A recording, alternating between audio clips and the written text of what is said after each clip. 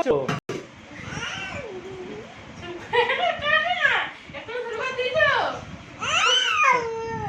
কি কি রান্না করেছো গো?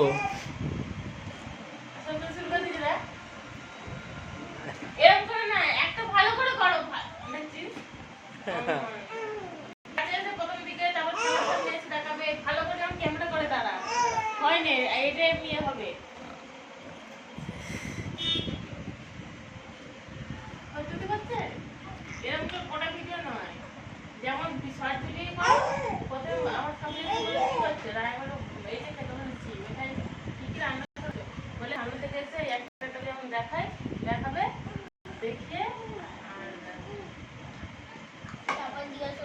দেখো বন্ধুরা কি রান্না করেছে দেখো।